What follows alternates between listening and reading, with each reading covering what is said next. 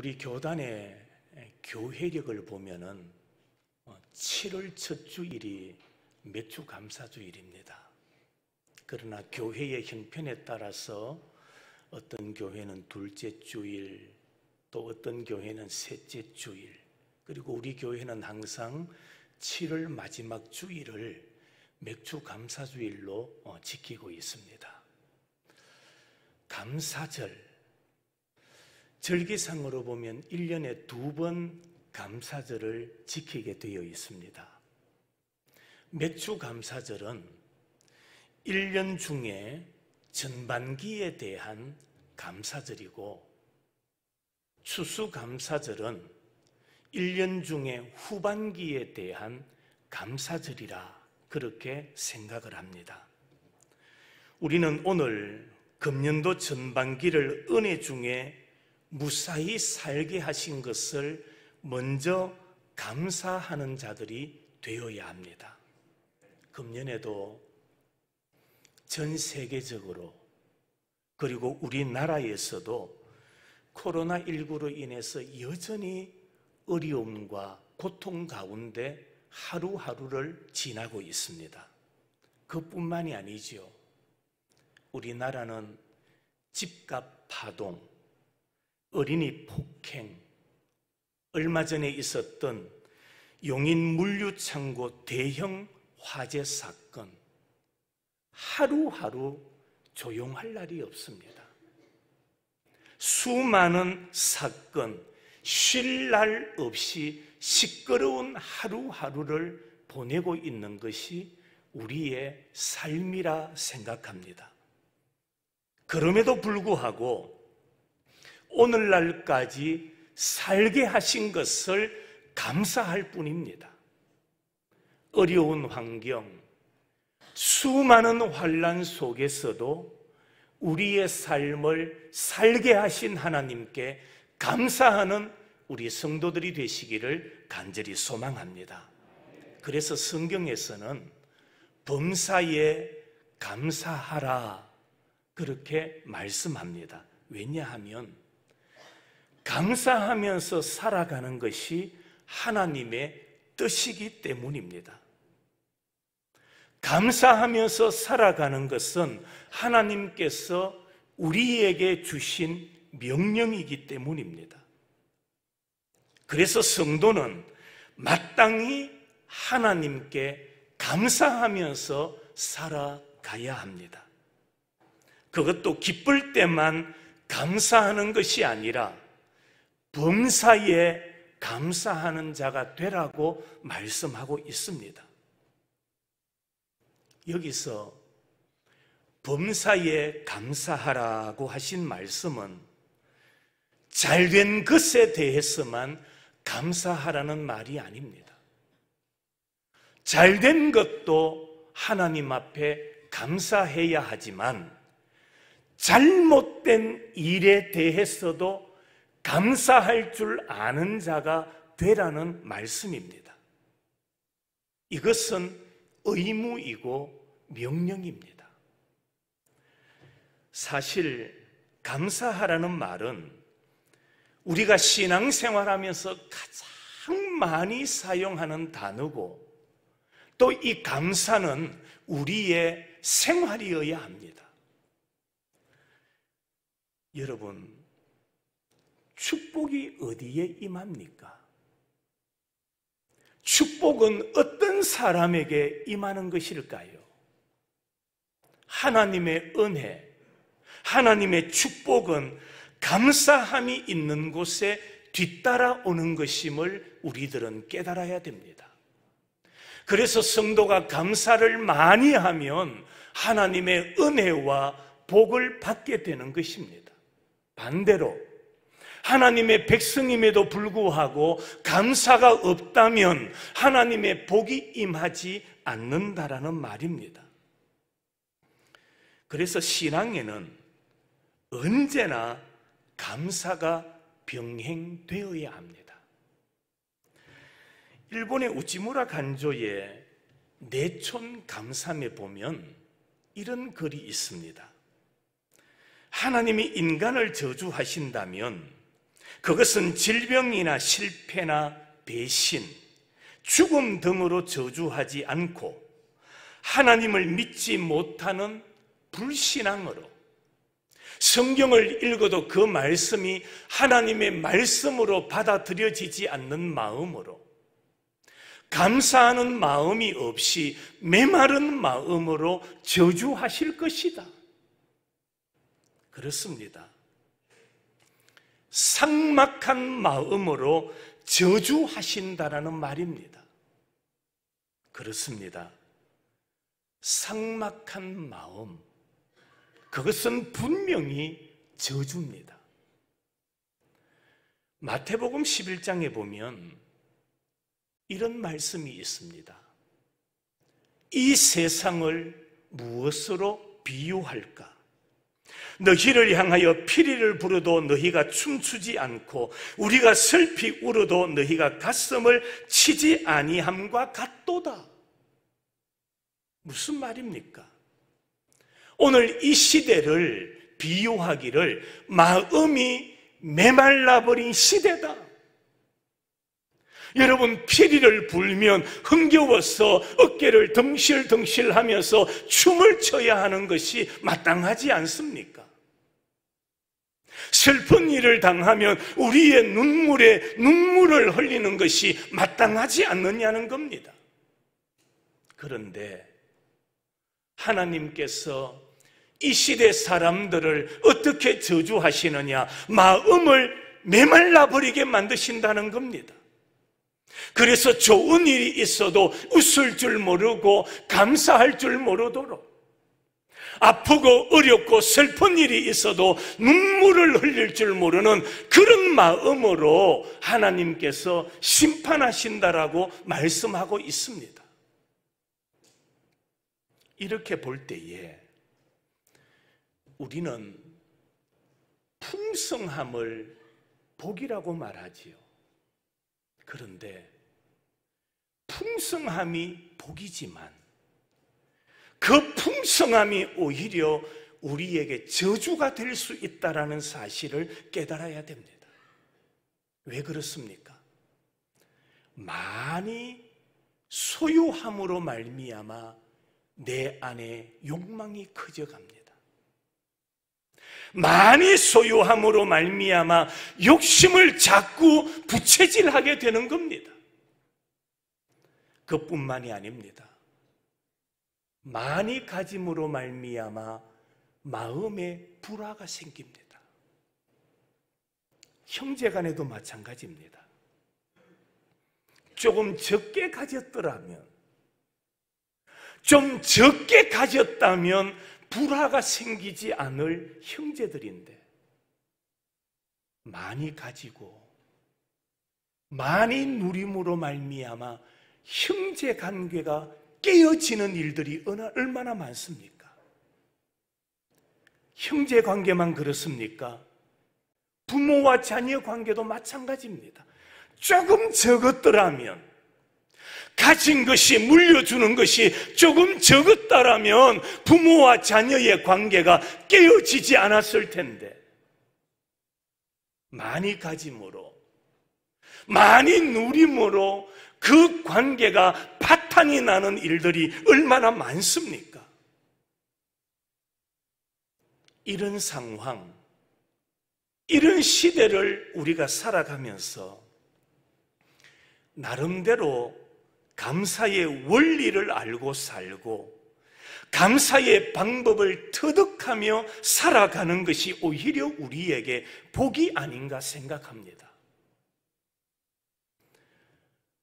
우리는 하나님의 말씀에 따라 감사하는 생활을 해야 됩니다. 그런데 이 감사의 생활에는 몇 가지 형태가 뒤따릅니다. 첫째로는 사람들이 받았기 때문에 감사하는 감사입니다. 내가 다른 이로부터 혹은 하나님께로부터 받았기 때문에 감사하는 자가 있습니다. 무엇인가를 받았음으로 감사하는 감사, 그것 또한 감사는 맞습니다. 하지만 사람들 중에는 많이 받았으면서도 감사하지 못하는 사람이 있고, 많이 받았고 많이 누리면서도 불평하는 사람들이 너무나 많습니다. 내 마음에 들지 않는다고 사람들이 불평을 합니다. 여러분, 사람은 행복해야 됩니다. 그런데 행복을 느끼려면 사람에게 세 가지 요소가 충족되어야 됩니다. 이 세 가지가 충족되면 사람은 삶에서 행복을 느끼고 행복을 고백하며 살아가게 되는 겁니다.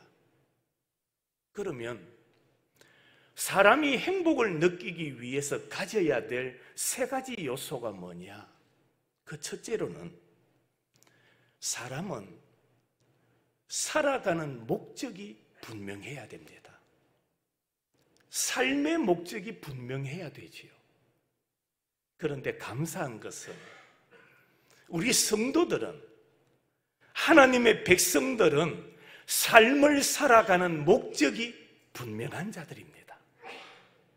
소요리 문답 제1문에 사람의 제1되는 목적이 무엇입니까? 하나님을 영화롭게 하고 그를 영원토록 즐거워하는 것입니다. 우리는 분명한 목적을 가지고 사는 자들임을 잊지 말아야 됩니다. 여러분, 우리는 하나님의 자녀입니다. 하나님의 자녀라면 우리의 삶의 목적이 뭐냐? 하나님의 영광입니다. 하나님의 영광이라는 이 분명한 목적을 가지고 살아갈 때 성도들은 기쁨을 누리고 행복을 누리게 되는 겁니다. 두 번째로는 작은 일에, 사소한 일에 만족할 줄 알아야 됩니다. 사람이 언제 행복을 느낍니까? 작은 일에 감사할 줄 알아야 돼요. 만족할 줄 알아야 돼요. 바쁜 생활 가운데서 목적지를 가기 위하여 바쁘게 갑니다. 그런데 엘리베이터를 타려고 했더니 누군가가 내가 오는 모습을 보고 버튼을 누르고 몇 초 기다려줍니다. 거기에서 기쁨을 누리게 되는 거예요. 여러분, 누군가 감사하는 마음으로 음식을 대접합니다. 값비싼 음식이 아니라 할지라도 저 뒷골목에 된장찌개 한 그릇을 나에게 대접한다 할지라도 그 사소한 일에 감사할 줄 알아야 되는 겁니다. 거기에 우리는 행복을 누리게 되는 겁니다. 작은 일, 사소한 일에 감사할 줄 아는 여러분이 되시기를 바랍니다. 세 번째로는 언제 우리가 행복을 느낍니까? 누군가를 내가 사랑하고 내가 누군가로부터 사랑을 받고 있음을 느낄 때 행복을 느끼는 겁니다. 그렇습니다. 사람은 이 세 가지가 충족되면 삶이 윤택해지고 삶이 행복해져 가는 것입니다. 그래서 기독교의 감사는 얻고 소유함으로 가지는 타산적인 감사가 아닙니다. 우리 기독교의 감사는 주고 사랑함으로써 느끼는 감사라는 것을 깨달아야 됩니다. 기독교의 감사는 하나님의 축복을 마음으로 여는 생활입니다. 우리는 하나님의 은혜를, 하나님의 축복을 마음으로 깨달아야 됩니다.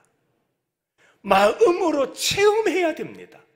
그럴 때 내 마음은 하나님을 향하여 기쁨과 행복함을 누릴 수가 있는 겁니다. 크리소스톰이 이런 말을 남깁니다. 죄 중에 가장 큰 죄가 뭐냐? 그것은 바로 뭐 하지 못하는 것이다? 감사하지 못하는 것이다. 삶을 살아가면서 가장 큰 죄가 뭐냐? 감사하지 못하는 것. 그것이 바로 큰 죄라고 말하고 있습니다. 여러분, 우리는 주님께로부터 받은 것이 너무나 많습니다. 우리의 건강도 주님께로부터 받았습니다. 평안함도 하나님께로부터 받은 것입니다. 하나님의 은혜를 힘입어서 오늘 하루하루를 우리가 살아가는 것입니다. 그렇지만 내가 받았기 때문에 감사하는 것은 어린 아이의 감사라는 것을 깨달아야 됩니다. 성 프란시스가 이런 고백을 합니다. 사랑받기보다는 사랑하는 사람이 되고 위로받기보다는 위로하는 사람이 되기를 원합니다. 이 성 프란시스가 고백한 평화의 기도라는 노래가 있습니다. 제가 그 곡을 한번 읽어보겠습니다. 주여, 나를 평화의 도구로 써주소서.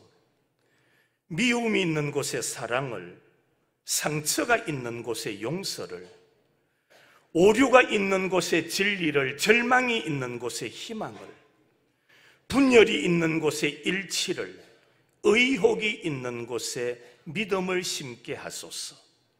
어두움이 있는 곳에 광명을, 슬픔이 있는 곳에 기쁨을 심게 하소서. 위로받기보다는 위로하고, 이해받기보다는 이해하며, 사랑받기보다는 사랑하며, 주님을 온전히 믿음으로 영생을 얻기 때문이니 주여, 나를 평화의 도구로 써 주소서. 그렇습니다. 내가 받았기 때문에 감사하는 것은 어린 아이의 신앙이지만 우리 성도들은 성 프란시스의 고백과 노래와 기도처럼 한 단계 높은, 한 차원 높은 감사의 삶을 살아가는 자가 되어야 하지 않겠습니까? 두 번째로, 감사 가운데 두 번째는 깨달음에 감사합니다. 깨달아야 사람은 감사하게 되는 겁니다. 여러분, 행복은 내가 가짐에서 나오는 것이 아니라 깨달음에서 나오는 것임을 우리는 알아야 합니다. 사람에게는 알고 깨닫는 힘이 있습니다. 아무리 사람이 많은 것을 소유하고 있다 할지라도 깨달음이 없으면 감사가 없고, 깨달음이 없으면 행복할 수가 없습니다. 아무리 내가 많이 가지고 누린다 할지라도 깨닫지 못하는 자는 행복한 삶을 누릴 수가 없는 거예요. 여러분, 논과 밭의 열매를 누가 주셨습니까? 하늘의 비를 누가 내려주셨습니까? 햇빛과 바람과 맑은 공기를 누가 주셨습니까? 이것은 하나님의 섭리요, 하나님의 역사요, 하나님의 은혜인 줄로 믿으시기를 바랍니다. 모든 것은 하나님의 은혜입니다. 이 하나님의 은혜를 우리는 뭐 해야 됩니까? 깨달아야 됩니다. 깨달을 때 감사하게 됩니다. 역사를 영어로 히스토리라 그렇게 말하지요. 그런데 어떤 역사가는 히스토리를 히스, 스토리 그렇게 표현을 하기도 합니다. 히스, 스토리 무슨 말입니까? 역사는 누구의 이야기라는 겁니까? 하나님의 이야기다. 역사는 하나님의 이야기입니다. 이 세상에 되어지는 모든 것들은 하나님의 역사다. 바로 그 말입니다. 그러므로 우리는 하나님께 감사하지 않을 수가 없습니다. 나쁜 일도 하나님의 역사 속에 포함되어 있고 선한 일도 하나님의 역사 속에 포함되어 있으니 우리는 어떤 상황 속에서도 하나님 앞에 뭐 하는 자가 되라? 감사하는 자가 되라. 깨달아야 되는 거예요. 깨달을 때 우리는 감사하는 삶을 살아갈 수가 있습니다. 세 번째로는 성도는 자족하는 감사가 있어야 됩니다. 자족하는 감사. 이스라엘의 명언 가운데 이런 말이 있습니다. 세상에서 가장 현명한 사람이 누구냐? 가장 현명한 사람은 모든 사람으로부터 배우는 사람이다. 세상에서 가장 강한 사람이 누구냐? 가장 강한 사람은 바로 자기 자신을 이기는 사람이다. 이 세상에서 가장 부자가 누구냐? 가장 부자는 자기가 현재 가진 것으로 만족하고 감사하는 사람이다. 이것이 바로 자족하는 삶이고 자족함에서 오는 감사라는 것입니다. 성경 디모데전서 6장에 이런 말씀이 있습니다. 먹을 것이 있고 입을 것이 있으면 족한 줄 알고 살라. 여러분 이 말씀에 아멘이 되시나요? 한 번 더 합니다. 먹을 것이 있고 입을 것이 있으면 그것이 족한 줄로 알고 살아라. 이 아멘이 이래가 안 돼요. 왜 그러느냐? 우리는 그것 가지고 뭐 하지 못한다는 겁니까? 만족이 안 된다라는 겁니다. 감사가 안 된다라는 거예요. 그런데 성경은 말하기를 입을 것이 있고 먹을 것이 있거든 그것으로 감사해라. 족한 줄 알아라. 불평하지 마라 이 말입니다. 원망하지 마라 이 말입니다. 더 이상 욕심 가지지 마라 이 말입니다. 성도 여러분, 과거에 비해서 오늘날 얼마나 풍족합니까? 얼마나 먹을 것이 많습니까? 어느 집이나 할 것 없이 음식이 없어서 어려움을 당하는 것이 아니라 음식이 남아 돌아서 어떻게 이것을 버릴까 염려하는 그런 시대가 되지 않았습니까? 그럼에도 불구하고 기뻐하고 감사하기보다는 원망하고 불평하며 살아가는 사람들이 얼마나 많습니까? 우리는 무엇보다도 삶에 만족할 줄 알고 살아야 됩니다.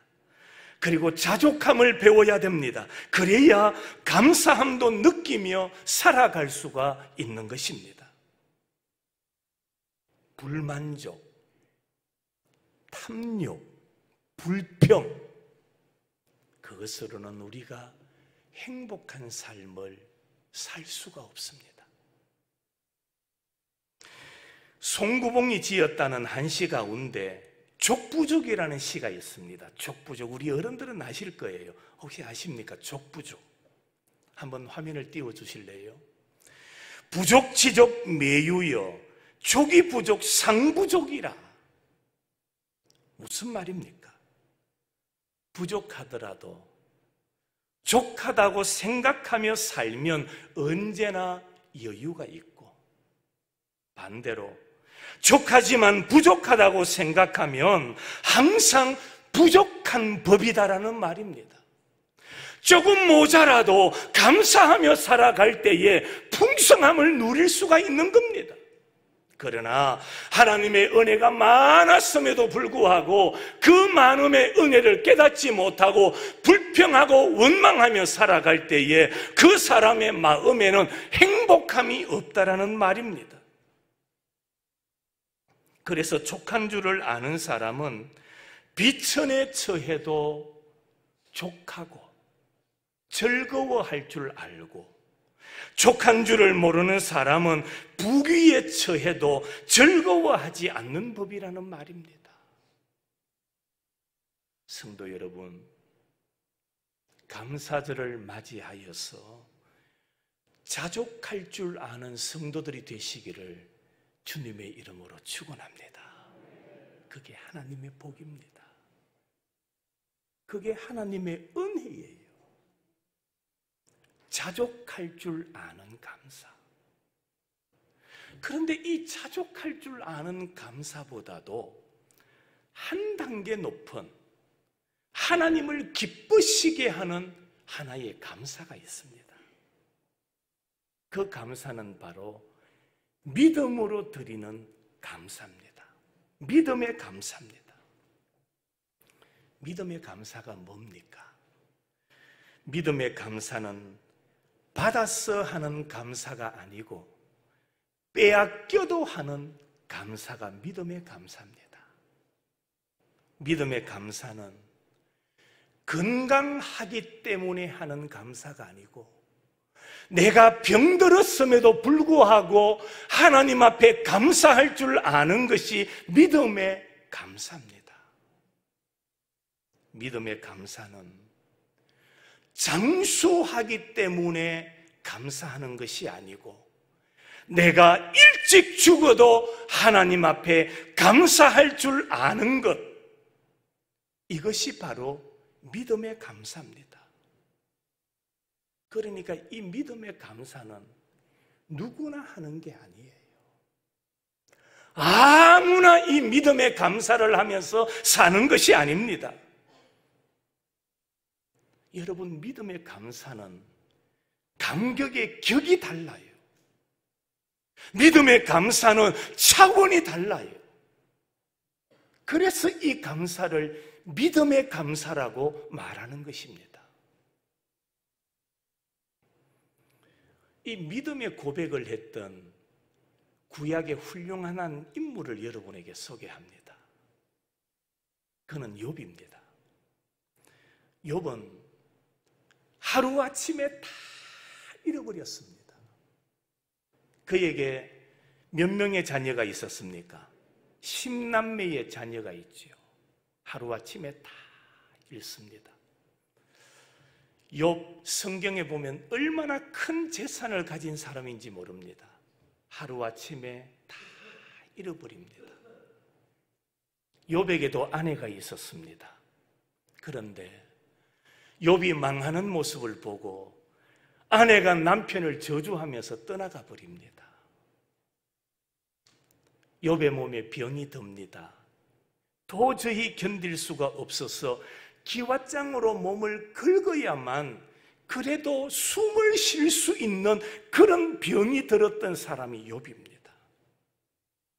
그런 와중에도 온전한 정신을 가지고 산다는 게 은혜고 복이지 않습니까? 그때 욥이 하나님을 향하여 드렸던 고백이 이겁니다. 주시니도, 시작, 주시니도 여호와시요 거두시니도 여호와시오니 여호와의 이름이 찬송을 받으실지니. 할렐루야. 더 큰 소리로 다 같이 한번 읽어봅니다. 시작. 주시니도 여호와시요 거두시니도 여호와시오니 여호와의 이름이 찬송을 받으실지니이다.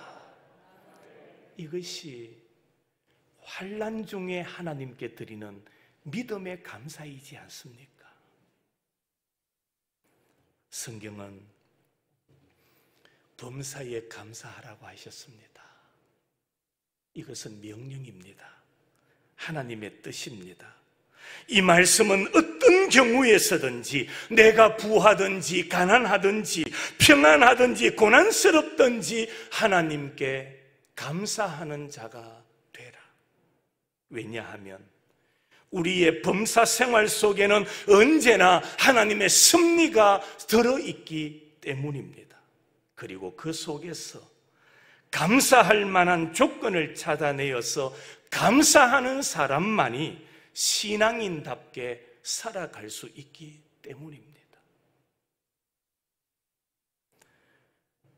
받았기 때문에 감사하는 것도 좋은 일입니다. 깨달아서 감사하는 것도 좋은 일입니다. 자족할 줄 아는 감사는 더 좋은 겁니다. 그러나 그것보다도 더 좋은 감사는 범사에 믿음의 감사를 하는 생활입니다. 범사에 감사하시기를 바랍니다. 감사하십시오. 예배를 마치고 나가다 보면 악한 사탄은 무엇으로 내 마음을 뒤집어 놓을지 모릅니다. 하나님의 말씀을 듣고 나가는데 사탄은 저 밖에서 기다리면서 내 마음을 뒤집어서 감사가 아니라 불평하게 만들고 원망하게 만들고 다른 사람을 지적하며 다른 사람의 꼬투리를 잡게 만드는 것, 이것이 사탄의 장난이라는 사실을 깨달아야 됩니다. 그럴 때 우리는 사탄의 시험을 예수님처럼 물러치시기를 바랍니다. 하나님의 말씀으로 물리치시고 우리의 삶이, 우리의 걸음걸음이 하나님 앞에서 항상 범사에 감사하며 살아가는 삶이 되시기를 주님의 이름으로 축원합니다.